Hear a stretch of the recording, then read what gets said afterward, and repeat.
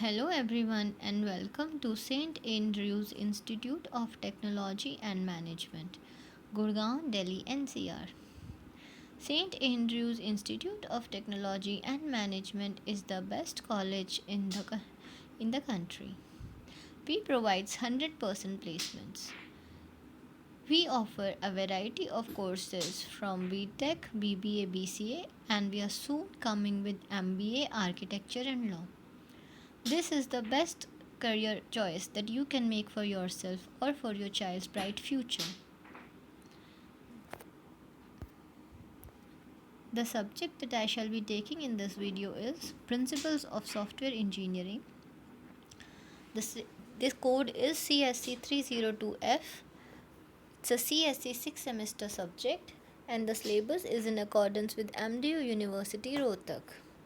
This is unit 3rd, lecture number 1. The topic I should be taking in here is architectural design, that is software architecture, the data design, data modeling, data structures, database and data warehousing, analyzing alternative architectural design, that is architectural complexity. I, Shalini from CSE department, shall be taking you forward. There are few topics in it that we have already covered, but we will still try to revise them or kind of see it in a newer perspective. Architectural design. IEEE defines architectural design as the process of defining a collection of hardware and software components and their interfaces to establish the framework for the development of a computer system. That is hardware, software plus interfaces, right? And you establish a framework to forming an entirely new system. The software that is built for computer based system can exhibit one of these many architectural styles. Each style will describe a system category that consists of number 1, a set of components, example a database, computational modules that will perform a functional requirement by the system. Number 2, the set of connectors will help in coordination, communication and cooperation between the components. Number 3, conditions that how components can be integrated to form the system. Number 4, the semantic model that help the designer to understand the overall properties of the system. Right? See, with architecture we understand like the basic designing there will be n number of components, like, and the entire design architecture will see how these components are connected to each other, how the information is flowing and how they are integrated to each other, and what is the semantic model of the system. Now there are many architectures, like the first one is data centered architectures. So here in a data store will reside at the center of this architecture, right, and is accessed frequently by the other components that update and delete or modify the data present into the store, right. So there will be one central data store and there will be other components that will be updating it, adding it, deleting it and modifying into it. This data centered architecture will promote integrability, that is, that existing components can be changed and new client components can be added to the architecture without the permission and consent of other clients. Data can be passed among clients using blackboard mechanism. So this is how a data centered architecture will look like. The data will in the center and there are various client software that will access, update and modify this data storage, right. Next we come to data flow architecture. So this kind of architecture is used when input data to be transformed into output data to a series of computational manipulative components.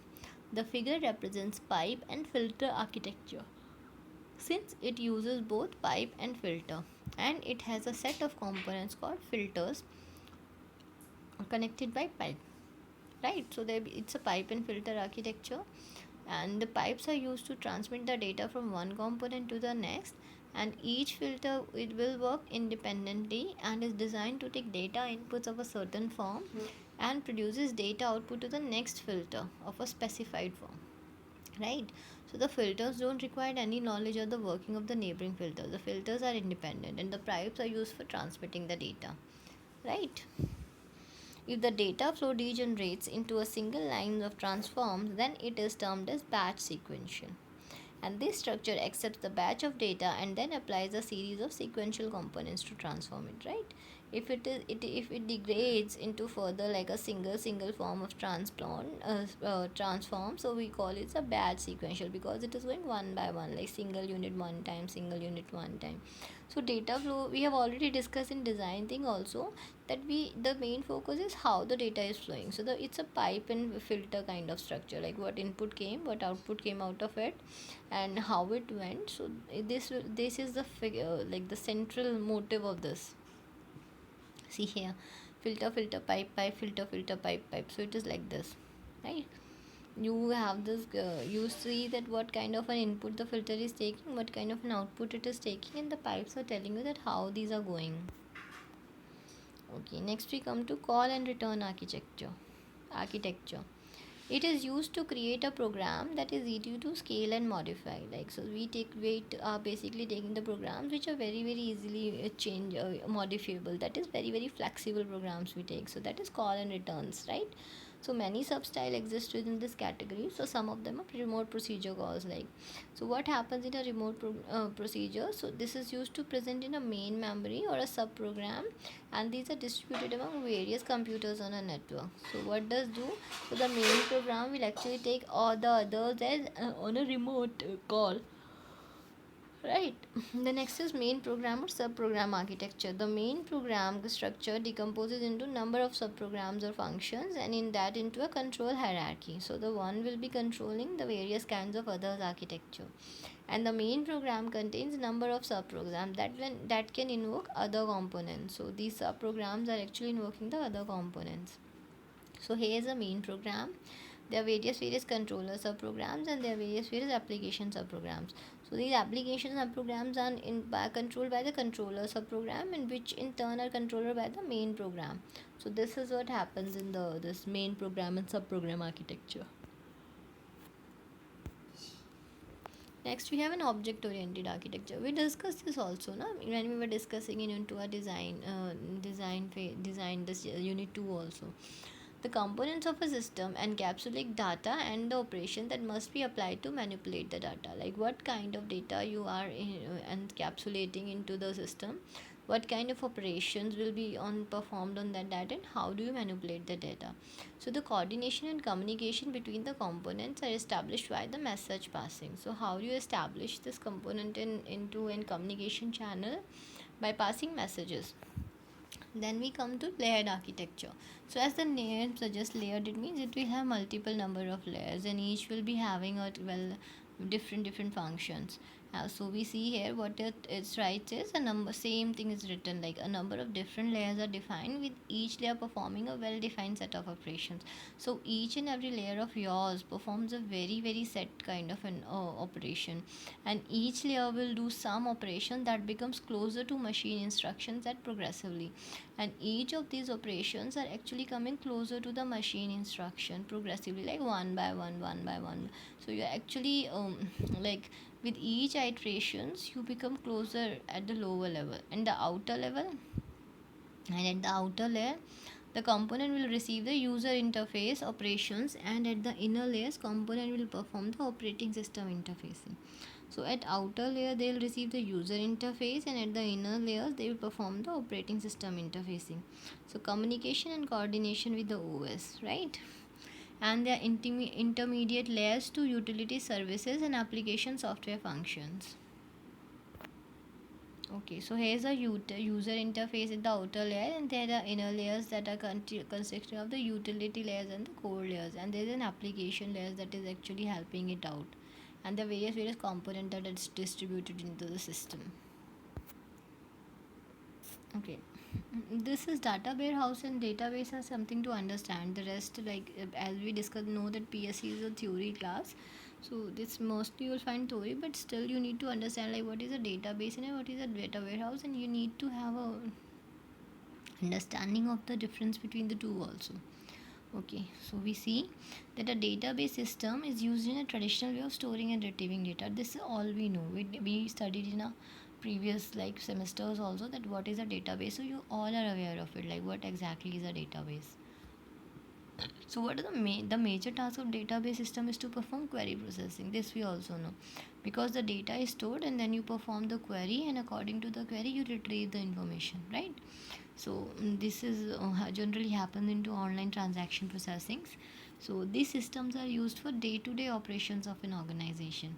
A database is software that stores a collection of data under a set of consistent rules. There are a set of consistent rules that are stored into the software, that's a database, and users interact with this data and its governing constraints.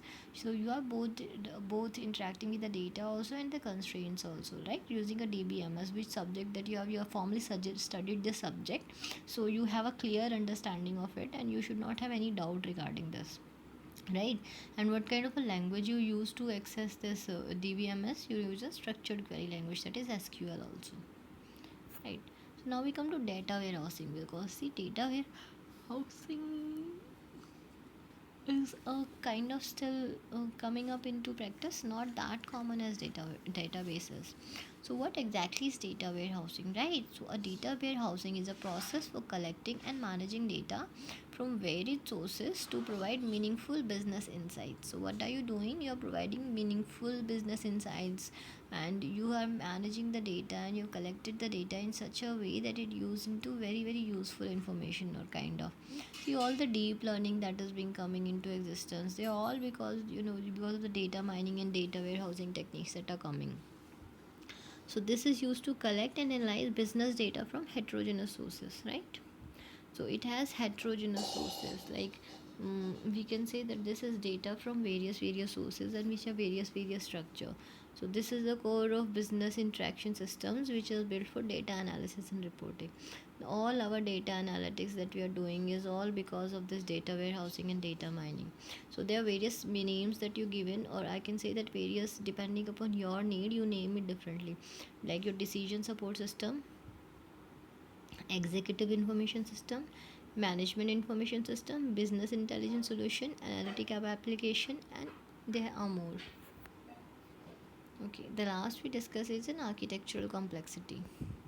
See, a useful technique for assessing the overall complexity of a processed architecture is to consider dependencies between components within the architecture. So, you consider the dependency between components that is within the architecture. So, there are three dependencies. The first is sharing dependency. So, what happens in a sharing dependencies?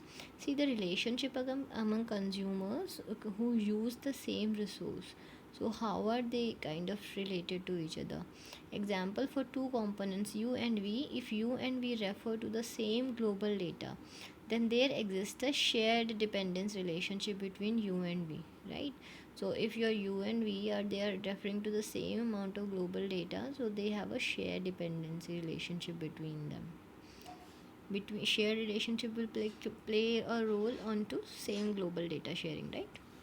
And we see flow dependencies. See, relationship between producer and consumer is a very good example of it, right? Suppose there are two component u and v. If u must complete before control flows to v, right? So it's a prerequisite. Like u is a prerequisite for v to happens.